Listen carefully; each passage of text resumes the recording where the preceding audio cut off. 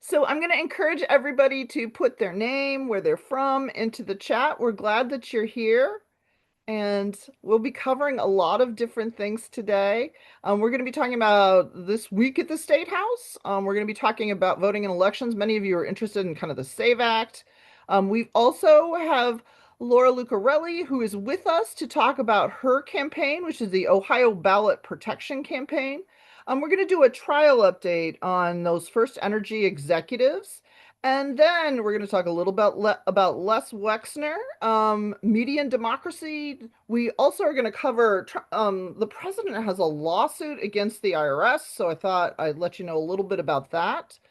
Mia's going to talk about ICE in Ohio. And then the last time we got together, we actually talked about, well, what should we do what should we do as webinars? What kind of educational events should we have this year?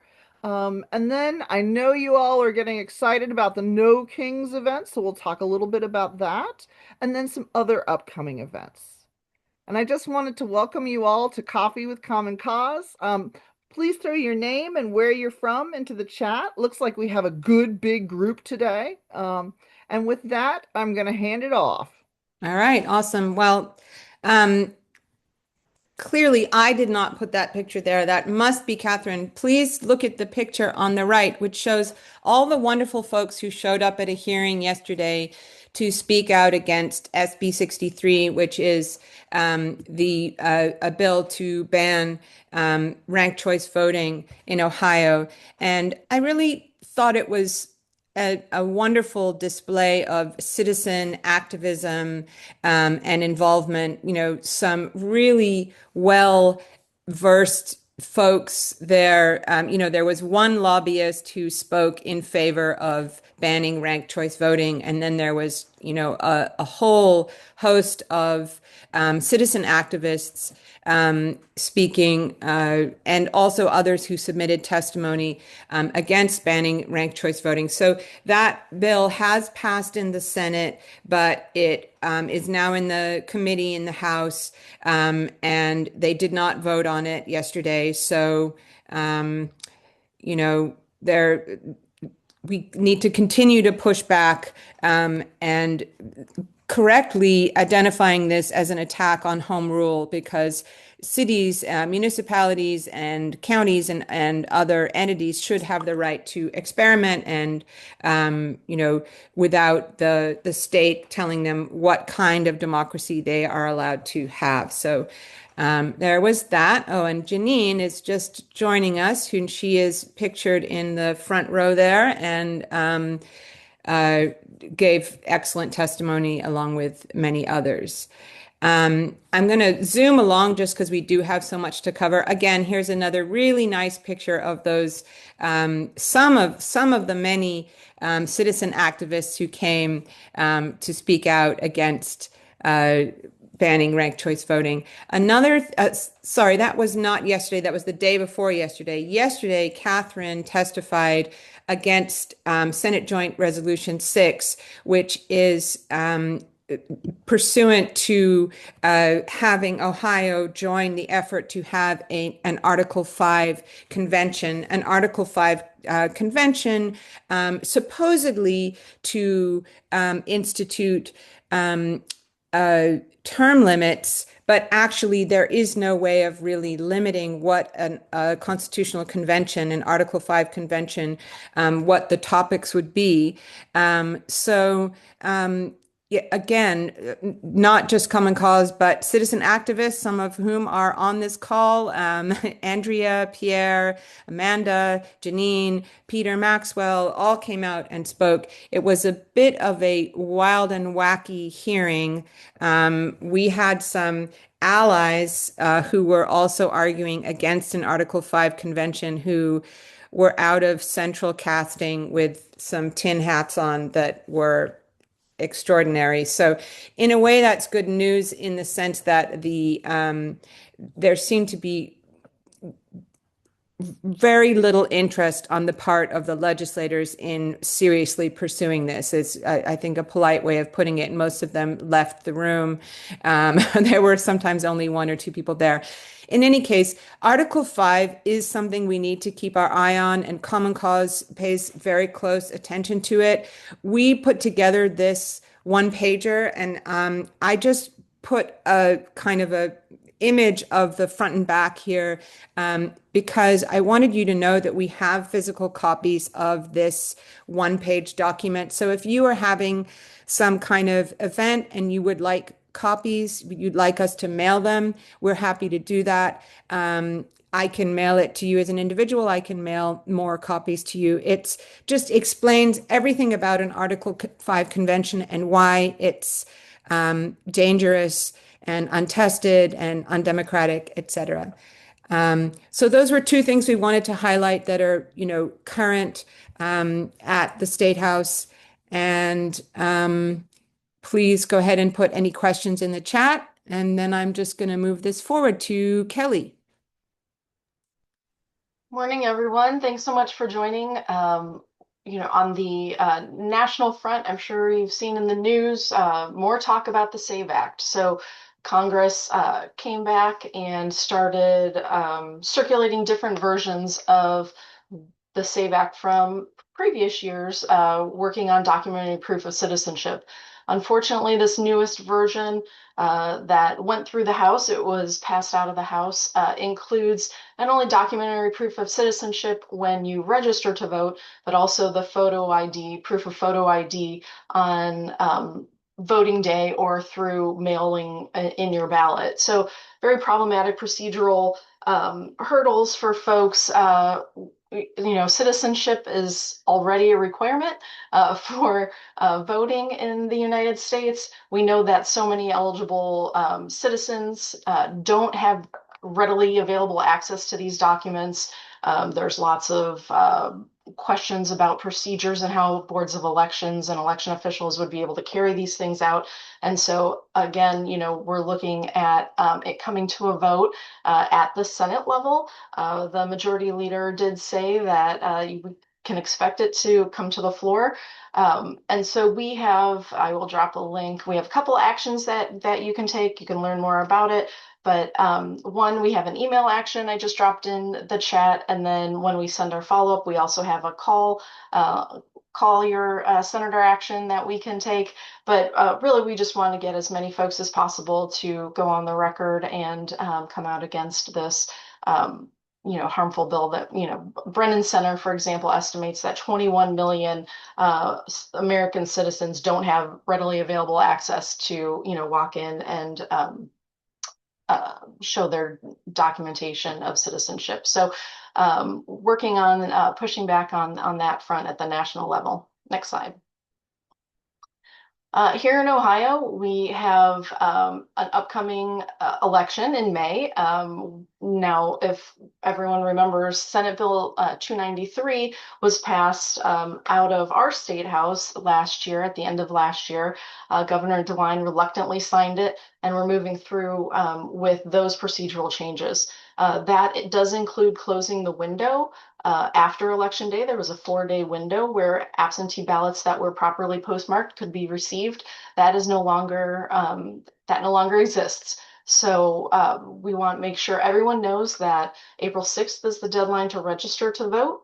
We're encouraging everyone to just log in and check your registration. We also, point out that early vote, we have good amount of time for early vote in Ohio, where we can start voting on April 7th. We'll include the in-person schedule on the follow-up.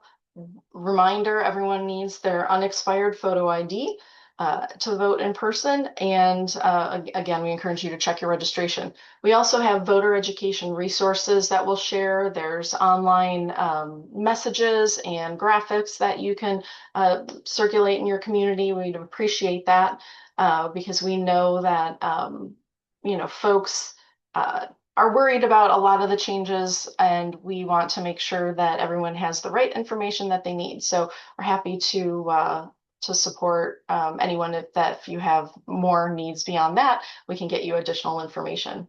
Uh, Next slide. We are also recruiting early for our election protection efforts. We do know that there are a lot of folks are very excited to be involved and help in election protection. We're working to gather all the ways and set some training dates, and we will have opportunities for distributing materials in your neighborhood. Also, being a poll monitor either during early vote or on election day, where you provide a little check-in and make sure everything looks to be running smoothly from outside the polling location.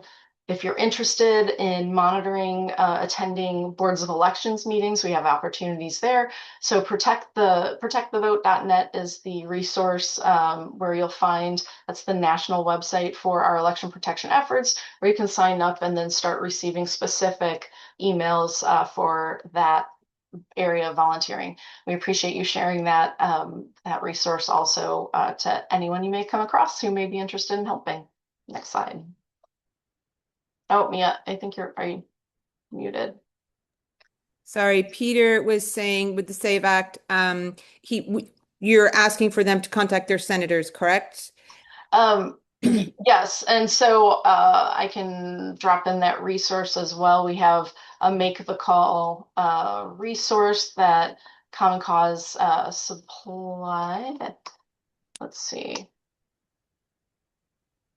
And Well, what it does is if you enter in your information, it will automatically connect the call, and then we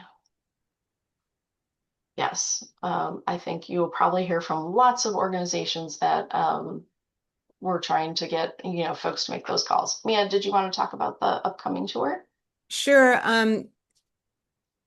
If anyone here, I apologize for the fact that this is Franklin County centric, but it is something you could organize in your own county. We have a tour scheduled with the Franklin County Board of Elections, and I went on a tour there a few years ago, and I have to say it was truly fascinating and eye-opening and inspiring. And I really think anyone who cares about elections and is, interested and wants to know more and wants to be able to kind of evangelize about what a good system we do have and how well it works. I highly recommend you taking a tour of your Board of Elections and finding out exactly how they do things. They have the sort of James Bond two keys, the Republican key and the Democratic key to get into the room and do everything in pairs. So I highly recommend it. Please sign up. We want to be able to tell them how many folks to expect. And of course, we will send this to you in our follow-up. And Oh, and I was going Catherine, to say before we transition to yeah, Laura, I did notice that there were a couple questions that people had and wanted to jump into yeah. about the Save Act and things. Sorry, I'm going So to go before back Kelly, here. we move off of Kelly. Um, just where, kind of where our two senators are at. Well, so I know that Senator Marino, yes, I mean they both senators support it. I think Senator Marino is a vocal sponsor, co-sponsor of the bill, and also we know Vice President Vance comes out often and supports it, supports the efforts as well. So. And then we did And we did we did slide past Article 5 pretty quickly, and it looked like there was something that Peter might have wanted to say. Um, yeah, I mean, I really think the good news about the Article 5 was what a kind of circus that hearing was. And as Catherine said, it seemed like they were not that no one in that hearing was like rushing to pass it forward and vote and et cetera. We will hear more about it. There is another bill that is related that has to do with how to select members, et cetera. So it's definitely going to come up again, but we're hoping that the kind of nonsense factor that was really evident yesterday will have influenced how people feel about pushing this forward. What I thought was really interesting was how many people in the hearing yesterday, Republicans included, said, well, why don't we just pass an amendment in the normal way to say that there should be term limits? Or why don't we have a bill that says there's term limits? Why do we need to have a constitutional convention in order to have term limits? And there were people there that argued that term limits are a bad idea. So that was kind of interesting. So we will hear more, but it was definitely felt like it was heading in the right direction yesterday as far as Ohio is concerned. Well, and I was so pleased at the number of people who testified or sent in written testimony. Janine, did you want to say something? You should be able to unmute yourself. Yeah, there are two other resolutions that go far further than that we testified on in November and December. And so those would be far broader in terms of what they would do. So I think this this one was trying to narrow down those issues, but those other ones we have to keep a close eye on those coming up because those would just like open up everything and would be very dangerous. Right. Absolutely. All right. Do we have other questions, Catherine, or should we? I say we move Let's move on. on. We were excited to hear from Laura. So we invited Laura Lucarelli to join us today to talk about a campaign that she has fostered and is a growing and emerging. And you will not be surprised when she tells you a little more about this because, of course, we all felt a lot of pain in 2024 because of what happened with the ballot board. And with that, Laura, please get started. We're glad you're here. You. Thank you so much for the invitation or accepting our request for an invitation. And I'm not here alone. We have quite a crew, but today we have both Maria Simon, my co-chair, and Hallie Busta, who is doing communications for us on the line. So they're going to watch the chat and respond if you have questions. You can advance the slide, please. Okay, so who are we? We're freshly hatched. Last year, the idea came out of a group I'm in called GER, or Grassroots Resistance, which is a group of women activists in Northeast Ohio. We had started a little team about elections and ending gerrymandering and fair campaign finance, small goals. And we said, let's pick a goal like to really go after. And conversation kept going back to issue one and how had that passed, we wouldn't be in this gerrymandered state, I think, that we're in right now, or at least have a path forward. And we kept saying, why did that even happen? We as citizens need to better understand our process and reclaim it.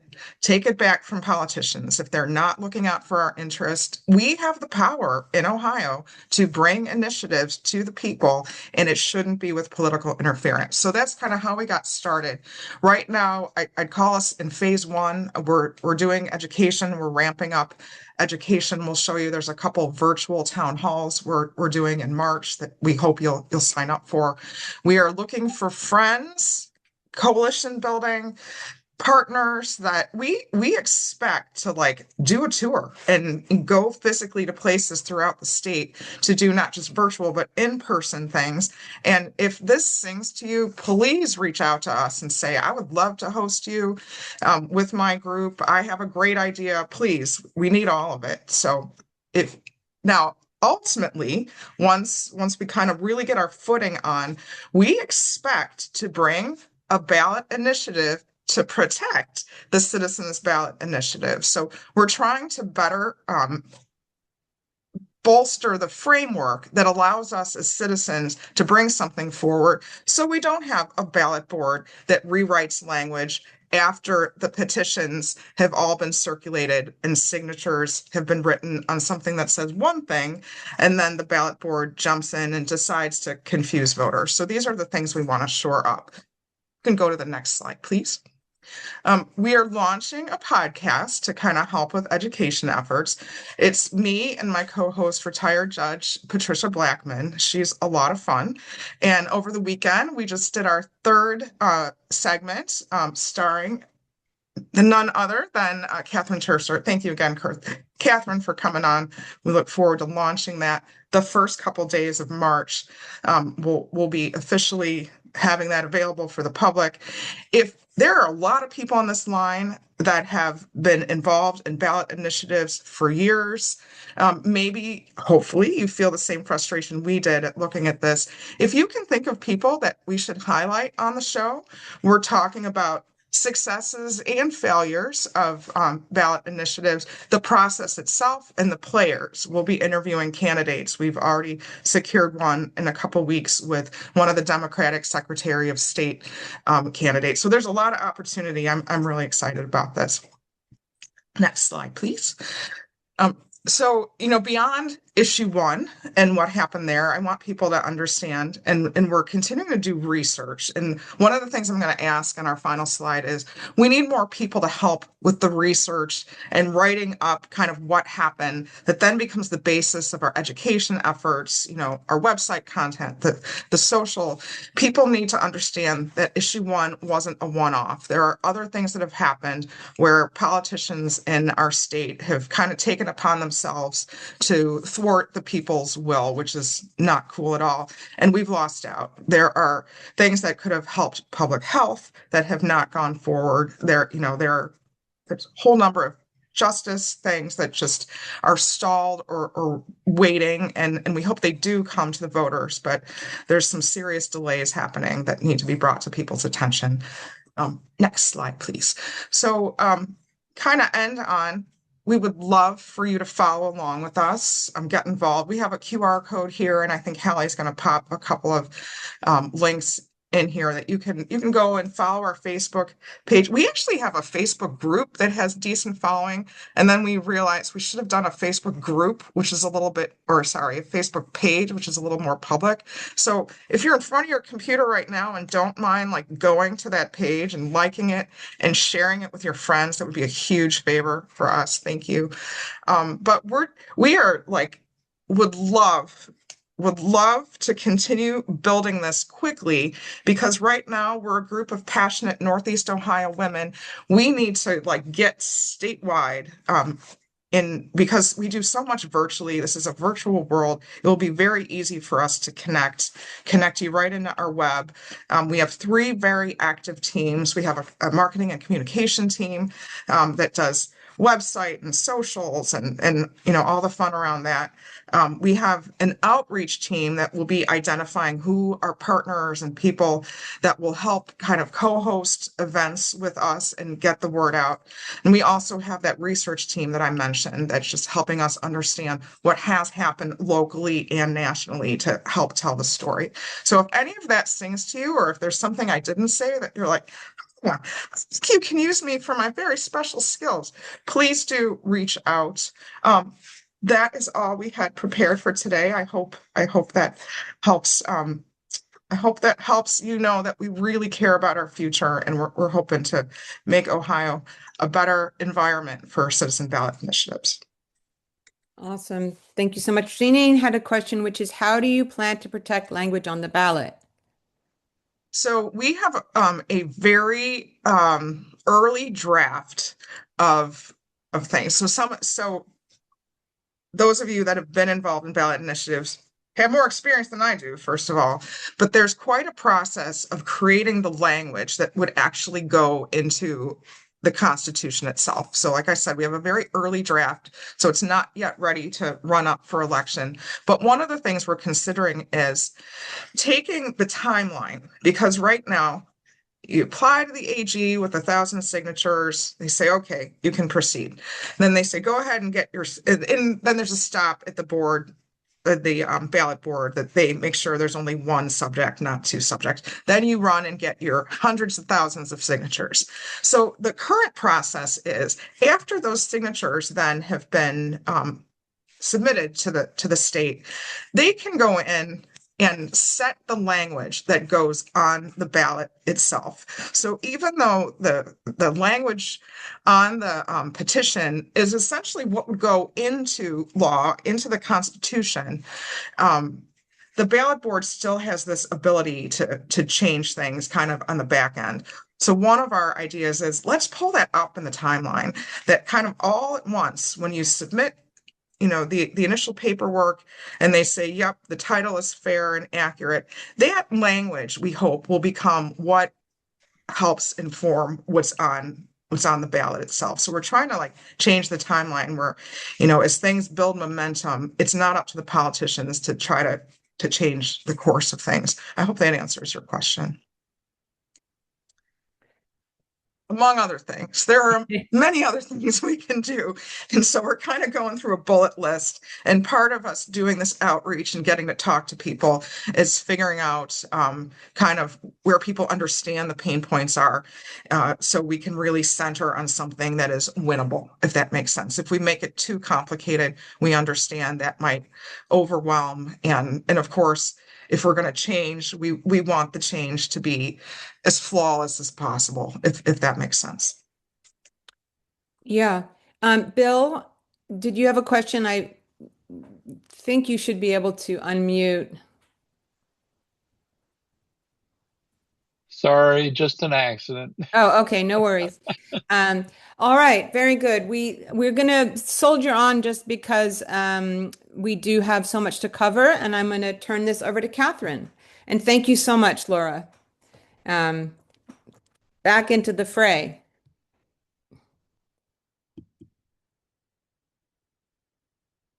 Catherine, you're muted. Having some internet issues. I did notice that Michael asked about whether there were still efforts at the State House to make it harder to do signature collection. And you'll remember that Senate Bill 153, which appears a little stalled at the moment, but does include because it does include some changes that would actually have made it harder to collect signatures. So, yes, there will continue to be some efforts to do that. All right, we're gonna transition to thinking again about Householder and the scandal and what was happening in 2018 and 2019. And when I was putting this slide together, I was like, "Oh my goodness, it's almost exactly 7 years after Governor DeWine appointed Sam Randazzo to be the chair of the Public Utilities Commission, that the trial of, CEO Chuck Jones and essentially the chief lobbyist, he was a vice president, Mike Dowling, but the chief lobbyist for FirstEnergy at the time, that they're finally on trial. So it's been a long, long process, and many of you will remember that, of course, there was a big attempt with House Bill 6 for FirstEnergy to game the system through a bunch of dark money that was coordinated by Larry Householder, who's now in prison. FirstEnergy pleaded guilty, and as part of their deferred prosecution agreement, they have paid a variety of fines, including $230 million for that deferred prosecution agreement. For lying, they've paid to their stockholders $100 million, and we're finally getting to the point. Well, who were the humans that actually at FirstEnergy were the ones who were responsible? And so that's what that trial is about. One of the things that I thought was interesting was kind of the beginning. Matt Meyer, who is an assistant attorney general, described it as going to be like a movie. And let's face it, House Bill 6 is like the best John Grisham book ever, isn't it? It's complicated and lots of maneuvering and lawyers. And yet real life, everything takes so long, right? Everything, that we're still at this, that we still have not gotten to a point of justice. One of the things that Matt Meyer said at the very beginning was it's about greed. It's about corporate greed and it's about personal greed. And so that was the beginning. Throughout so much of the trial, there's been the clear connection that the prosecutors are trying to make between what it is that Jones did and the payment that Jones and Dowling were responsible for. and Sam Randazzo's appointment and the bribe, and it's really trying to connect the dots. The defense has basically been trying to blame everything on a dead man because, of course, Sam Randazzo has passed. And then Mia, if you'll move to the next slide. Now, one of the things that happened is that their former chief ethics officer, Ebony Yaboa Amakawa, testified about the payment, and she said, "Hey, I told I told Chuck Jones that it was too much money, and I don't understand why it's too much money." And she actually advised against giving the settlement. One of the things that is interesting here is that she was very clear about ways that there was both personal enrichment and how it benefited the company as well. And also, she mentioned that Mike Dowling urged FirstEnergy officials to speed up the payment to Randazzo. Next slide, please. Now, there have been a couple different legal wranglings over the case. So after the chief ethics officer testified, the defendants almost immediately sought to get the charges completely dismissed. They said there was prosecutorial misconduct. They said that the prosecutors didn't share all of their findings, meaning prosecutors are required to turn over to the defense, what they have determined and what they've learned.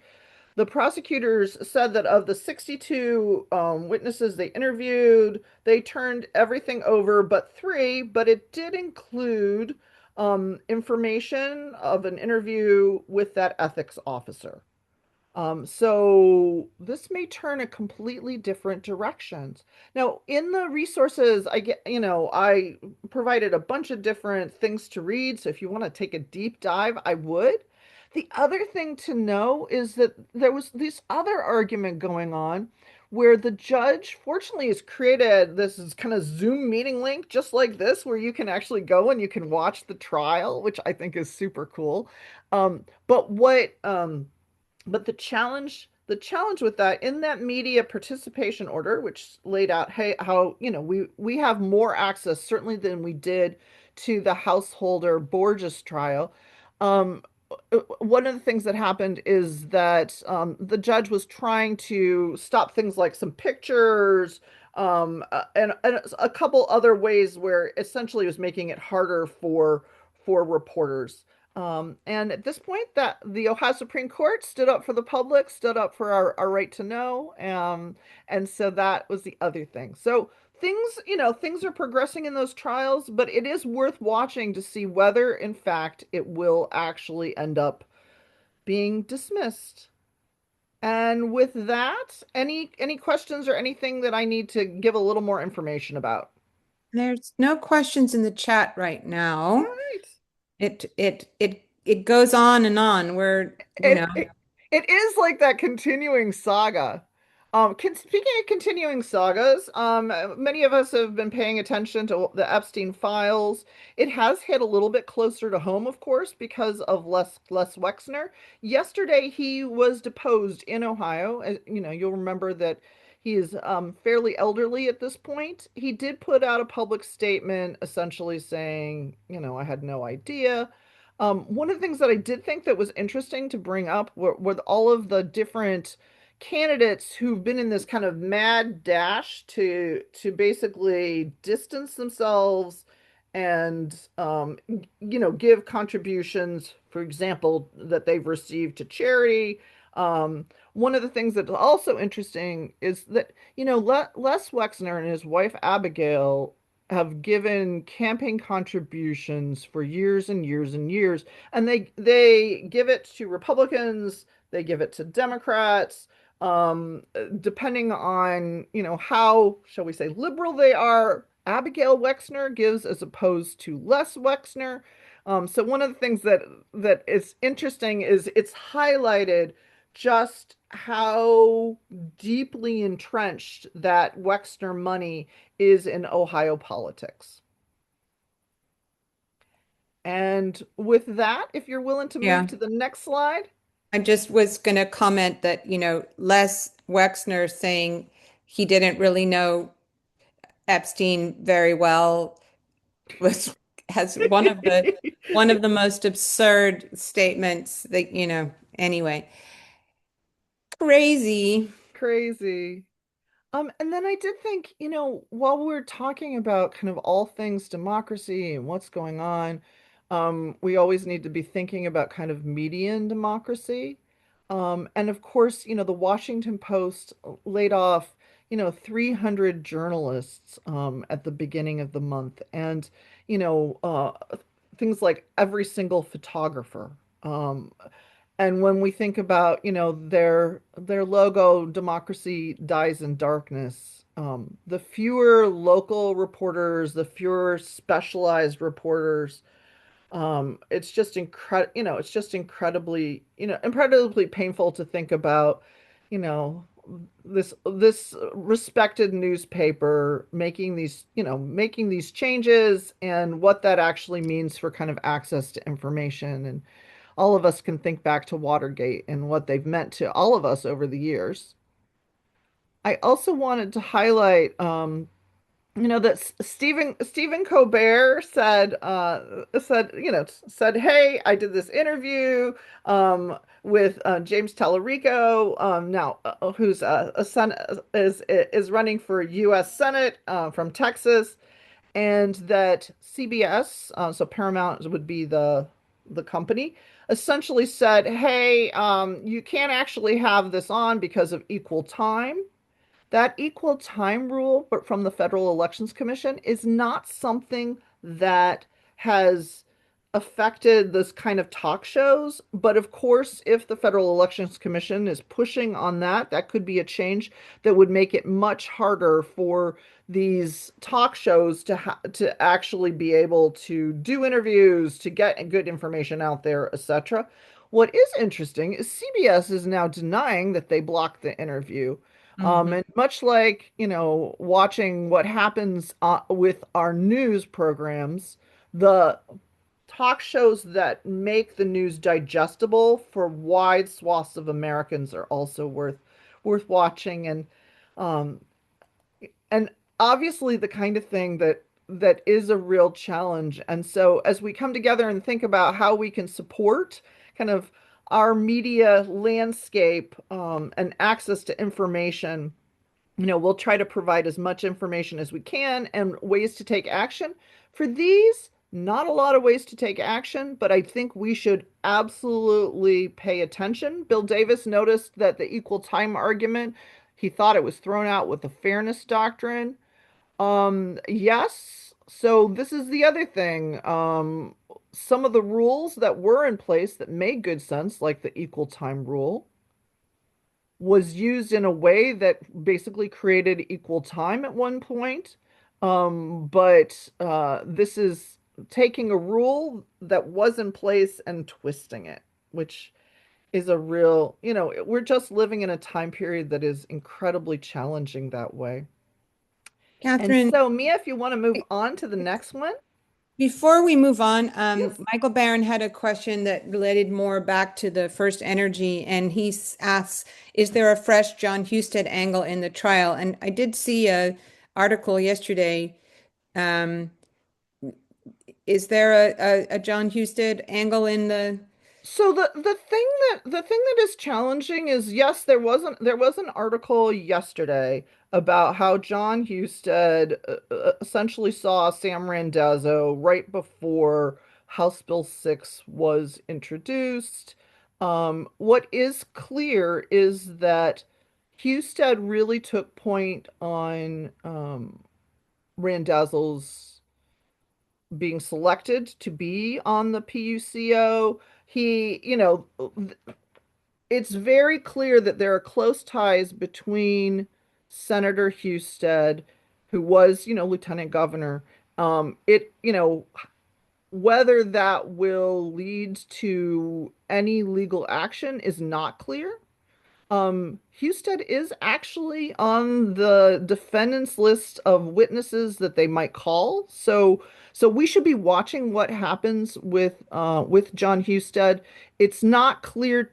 I kept thinking they were going to be able to make a connection because of the amount of money that was given or was given directly to candidates DeWine and Husted, and the funds that were dark money that supported their campaigns. And there for many years we know that there were email solicitations directly from DeWine. We know that there are emails with Husted.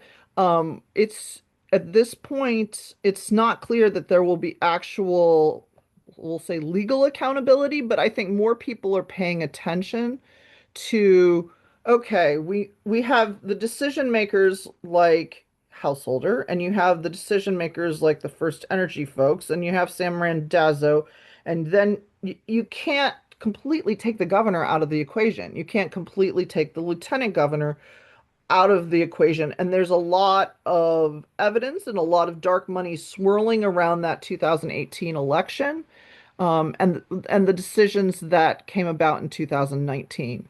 So it's not clear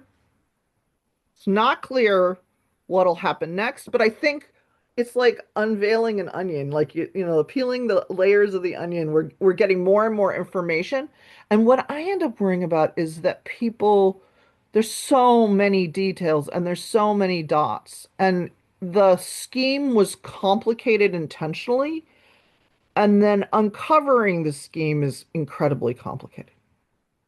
Yep. On purpose. All On right. Well, purpose, we're going to yes. move on just because we do have other things to cover. Catherine. So I did want to highlight that the president is essentially suing the IRS, which is like suing himself because, of course, he's responsible for the IRS. He wants $10 billion because the IRS leaked his tax returns. Many of us will remember we're talking about more than 10 years ago at this point, or 10 years ago. So it's been a long time.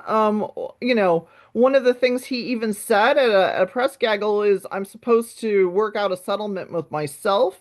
On the 5th of this month, Democracy Forward did an amicus brief, basically, saying, "Hey, he's suing, essentially suing himself. You can't be both parties in a case. You can't, that doesn't work." And so I did throw in the friend of the court brief in the resources so that you can kind of look at that if you want to. I also just wanted to remind you, as we're thinking about all of the different ways that the Trump administration has broken um, institutions and are breaking what we would think of as democratic norms, that the Trump Action Tracker is a really good way to actually look and find, okay, what are the different things that are happening? Because it can be really overwhelming. And yet it's useful to understand this as a big picture. So I encourage you all, check out the Trump Tracker. It also goes to news articles. So if you want to take a deeper dive into each of these things. I do think, when we think about the amount of money that Trump and his family have made, the emollients clause is just completely broken. We thought it was damaged during the first Trump administration. At this point, it is just a pile of ash. And for those with strong stomachs, there was an article in the New York Times yesterday, and I'll try to remember to put it in our follow-up, which it's listed a bunch of white collar criminals, this person who stole 400 million from such and such a company, and this person who stole this, and they were prosecuted. Some of them were in prison, and Mhm. then their companies paid a few million to Trump's, ballroom fund or whatever, and then they're pardoned, and now they're out stealing from new companies, you know. So it's the kind of brazenness of the corruption is it's hard to swallow. It's hard to even grasp at times. Um, Anyway, sorry guys, this is your morning cheerful conversation. Um, Turning to ice, and yes, another not cheerful topic, but what is cheerful about it is how many people in so many places all around the state and in so many ways are coming out to defend their neighbors and to defend due process and our Constitution.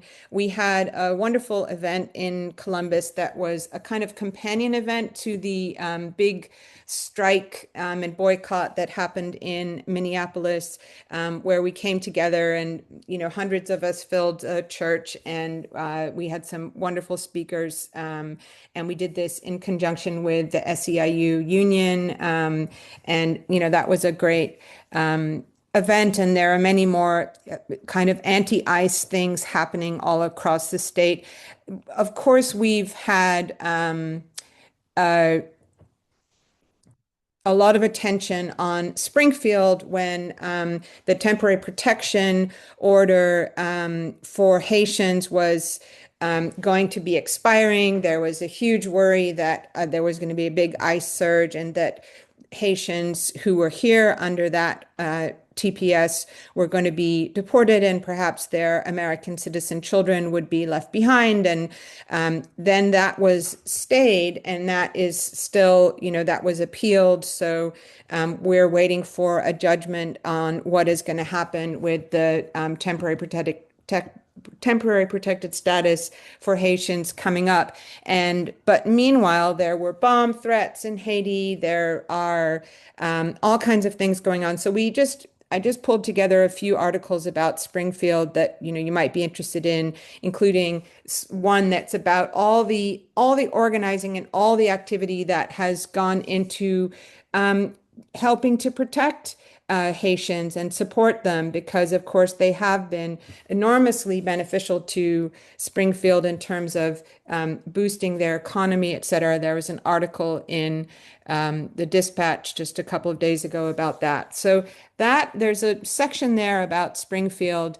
And then I just wanted to give you just a sort of a sampling of the kinds of trainings and events that are going on around ICE defense, ICE Watch, and defending against ICE. There's a whistle kit assembly party this Saturday. This is in Columbus, but I know there are probably events going on in many other places.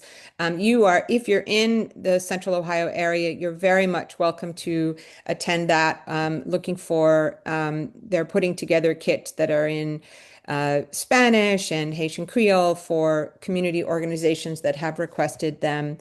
And then there's a webinar on Sunday that's about ICE in general and how to defend against it. And then I don't know if any of you have attended any of the STAC, which stands for States at the Core, ICE Watch and Community Defense trainings. Those guys have done a lot of trainings, virtual trainings. The first one coming up is February 25th, but there are many, many others that that are scheduled in the next few weeks. So these are just some links and resources. We haven't had the huge surge of ICE in Ohio, either Central Ohio or Springfield or other areas that we were worrying about. But nevertheless, there is ICE in Ohio. They are operating, they are taking people every day, and people are on the ground tracking them and trying to record, in order to have a sense of what's going on and help track people and defend people, et cetera. So even without the big surge, there is a lot going on. One action, again, in Franklin County, but you could be repeated in other places. The municipal court has been a site of many people being kidnapped, taken when they go to court or show up for various things. And so there is an action requesting the judges to make a decision not to allow ICE in the court. And that has many, many people have taken that action, but we're still pushing it, and hope that if you are in Franklin County, that you will, send those emails and make those calls. So we appreciate your action. All right, so moving on, I think it's Kelly. Yes, thank you to everyone who last month completed the survey of what do we want to talk about. What we found out is we want to talk about all of the things. So we had wonderful and wildly variable answers to areas we should focus on, which we realize only lets us just hit on some of these and scratch the surface. We know some of these could go, some of these topics we could spend days, and of course with Catherine's expertise and corruption work, could go on for weeks. But so we appreciate your feedback. We're always open to your feedback. We did hear that you're interested in the utility companies and campaign contributions and influences over the courts, corruption on that front. We also heard many of you are interested in, how the decision makers and lawmakers are actually helping some of the grifters, right? With in education, particularly, there are so many education bills right now, and how those would be implemented and who would benefit from those.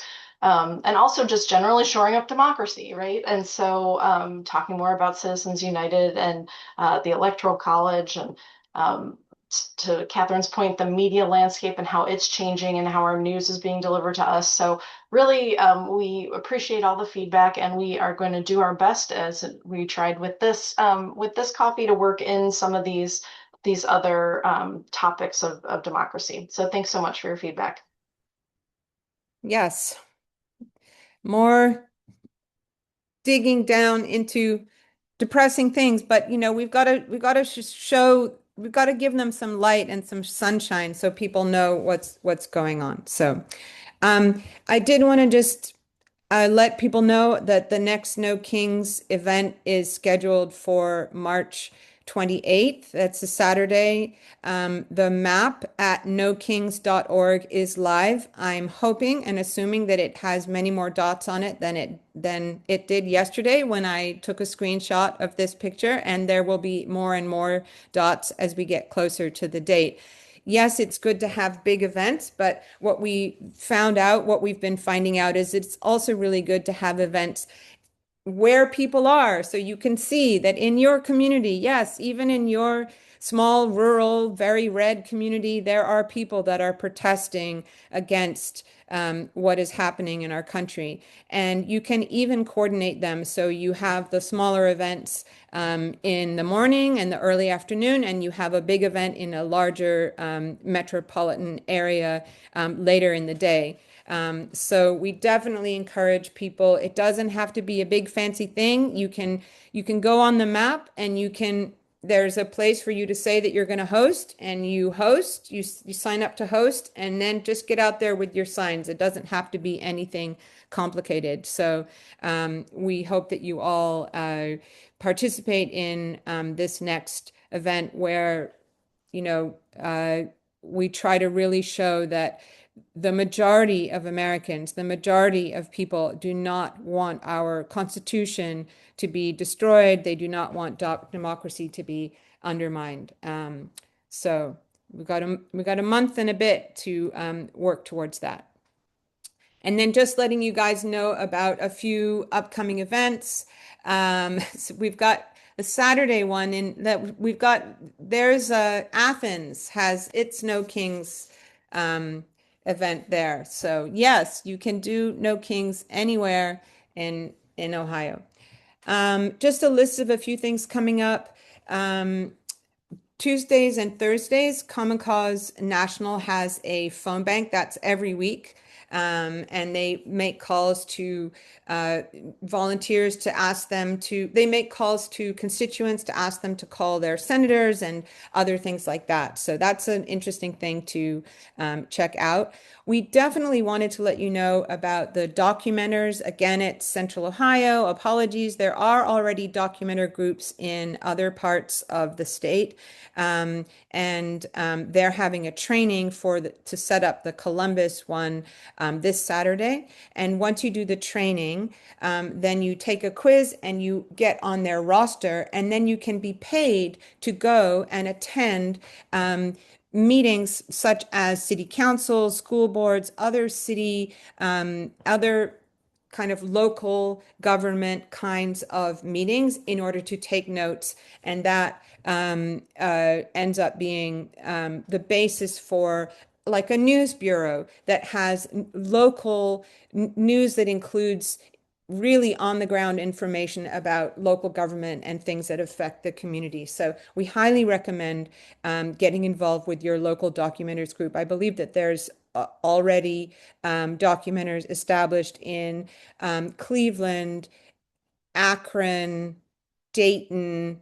Cincy is getting up and running, and now they're starting Columbus. So even if you are not in Columbus and you're in one of those other areas, you can go to the Documenters website and find out more about getting involved in your area. We have our tour of the Franklin County Board of Elections on March 4th. We have our regular Friday call coming up on the 6th. And our next Coffee with Common Cause is on March 19th. And then we have the No Kings rally. And we just like to encourage you to follow us on social media. And so we gave you those links there. And we will, of course, be sending sending you these slides. And with that, I Well, I see always say many, many you things. can't get to the end of slides without a typo. So sorry everybody about the it's 10 a.m. on Wednesday, March 4th for that Sorry. Franklin County tour. When you get the follow-up email, we'll have that corrected on the slides, and I just corrected it in the resource doc. I'm Excellent. Well, I'm just so grateful that we were all able to get together. It would be lovely to see you in person and have a proper cup of Joe together.